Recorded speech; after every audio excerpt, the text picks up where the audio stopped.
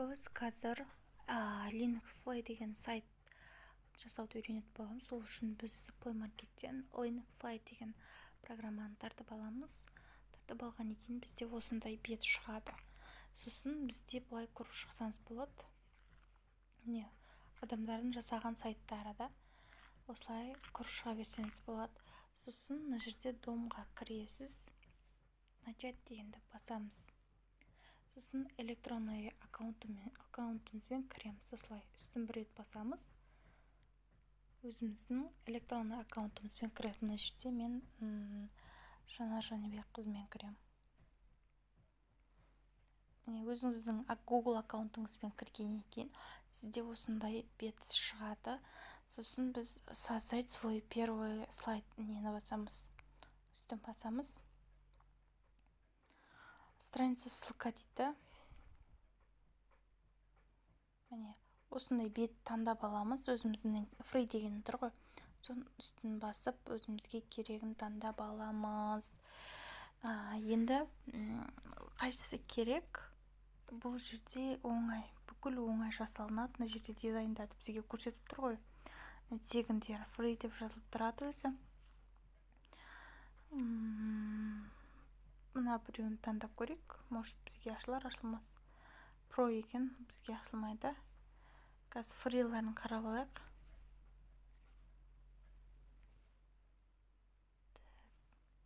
Мына тоже free тегін екен.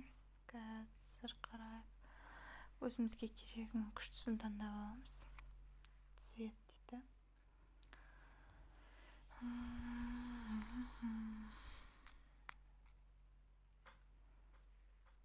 Мына тоже күшті екен, е. Мынаны таңдап алайық. Міне, создать дегенді басамыз. Осылай ішіне кіреміз. Міне, осындай бет шығады бізде. Бітті басына дейін бір түсіп көресіз, не болып жатқанын. Сосын не редактировать етеміз страницаны. Осылай үстіне кіреміз. Енді бізде барлығы осыда бесплатный версиямен жасалған. Енді өзгертеміз. Фотоның үстін басып, фотомызды өзгертетін боламыз. Разрешить етеміз. Сосын мұнда бір фотоны қоямыз. Әдемі болып түскен. Міне тыңдап алдық. Енді жерге place select дегенді басамыз. Осыны қоямыз. Бізде осындай қара болып шықты. Ағын қою керек, лишь бы. Осы жерден таңдай салайын мен қазір. Мынаны таңдай салайын. Бізге өзі домалақ қып шығарып береді. Енді мына астына галочка қою үшін бізде про версия галочка керек емес. Каждый год бір жылға 19.000 теңге төлейді екенсіз. Керек емес бізге.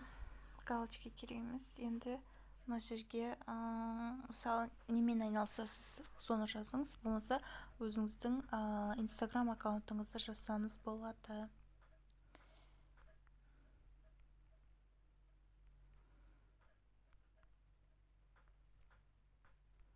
Осылай.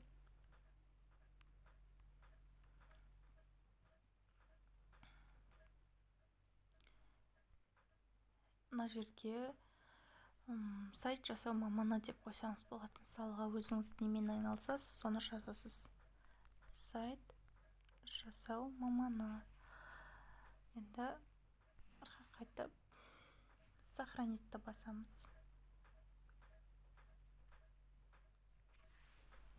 Міне, бізде бірінші бет осылай болды.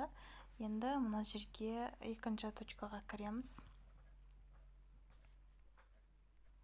Бізде осыларға ғана рұқсат берілген, яғни связанный кнопка деген ол жаңа WhatsApp, Instagram деген сияқты ғой. Енді біз мына жерге кіреміз. Біріншісін бастық, үстіне осылай шығады. Енді мынаны өшіріп тастап, WhatsApp желісі деп жазайық та.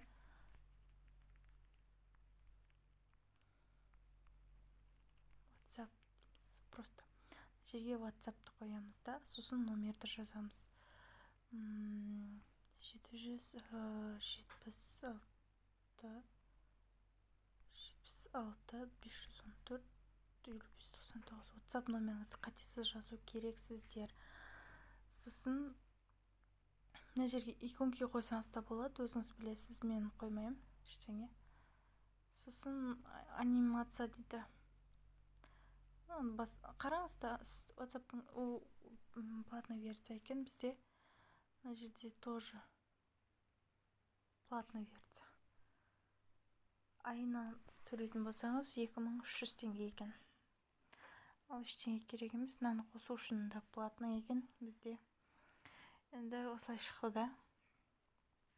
Иконки қойсаңыз болады. Енді сохранитті басамыз. Бізде WhatsApp қойылды. Келесі бізде тоже солай жасайсыз. Мына жерге атауын өзгертесіз де. Instagram дейсіз. Бұл жерде Instagram-ның ссылкасын қоясыз. Instagram несін қоясыз. Сохранитті басасыз тоже. Үшіншісіне келетін болсақ, үшіншісінде бізде қандай Telegram сайтыңызды қойсаңыз болады, email қойсаңыз болады, Facebook аккаунтты қойса болады тоже. Мен Telegramды қояйын. Telegram үстіне, сосын сіз Telegramның нелерін жазсаңыз болады.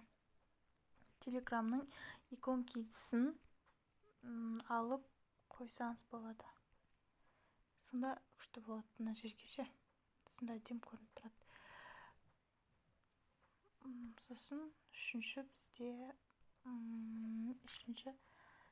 телефонды қоясайын номер. 76 514 99 дейміз да. Сосын мына жерге номер дейміз.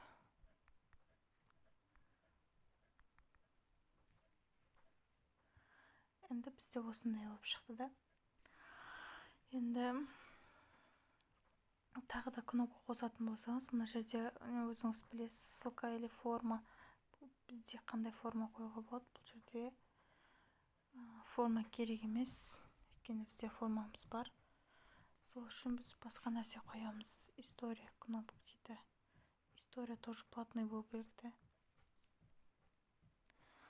Сосын тағы не бар бізде? Бізде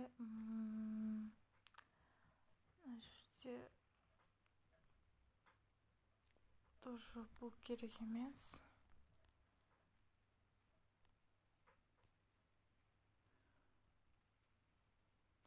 Осылай қала берсін. Арқа қайтамыз да. Бізде осындай бет шықты да, міне. Енді ана жерде Twitter бар. Переключить шаблон дейді.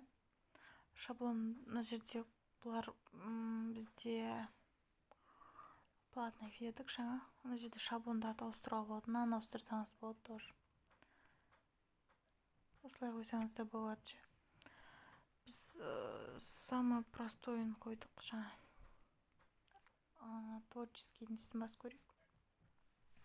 Творческий бұл жерде бәрі бесплатный емес, платный. Жарайды, тұра берсін. Осыда енді опубликовайтты басамыз.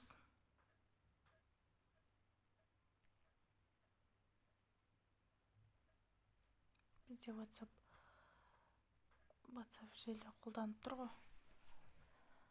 Мына жерде қолданылатындарды көру керек, может қолданып қалар. Никто дейді. Желі қолданылады екен. Платный бізде. Ойлағам қолданылады жүрді. Бізде біреуіне ғана қолданылып тұр. Енді қараңыздар. Мына жерде тоже өзгертуге болады. Мынау керек емес бізде. Мына жерде Facebook аккаунт, Instagramыңызда, сосын добавить еще дейді, добавить больше дейді. Не қойсамыз? Ештеңе қоймай қойық. Осылай тұра берсін, социальный сеть дейді. Аны бізде екеу ғана болып тұр. Енді публиковать басамыз. Міне осылай шықты бізде. Енді просмотр көрейік.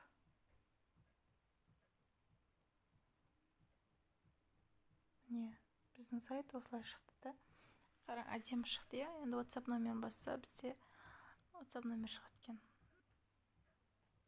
Так, былай бүйтуге болады екен. Қараңыздар да, жаңа қимылдап тұратынның үстін басу керек екен. Сонда да бізде не деді ғой, платный деді ғой, бәрібір көрсетіп тұрады екен. Енді мына жерде номердің үстін басайық та. Мынаны желені баса салайық. Сохранить етейік. Енді бізде Инстаграм қалды, иә. Инстаграм тоже желі дейік та. Үстін басайық. Міне осылай істеп шыға беріңіздер. Енді қараңыз. Публиковать. Просмотр. Бәрі көрсетіліп тұр бізде, қимылдап ше, қараңыздар.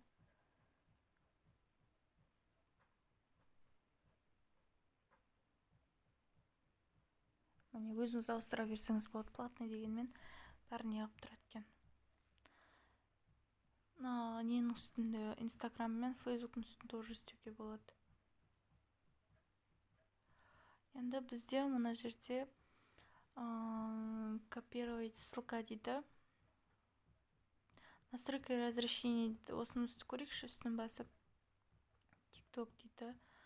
TikTok бізге керек емес. Енді копировать ссылканы басайық та. Мына жерге өзіміздің ссылкамызды копировать етіп алайық.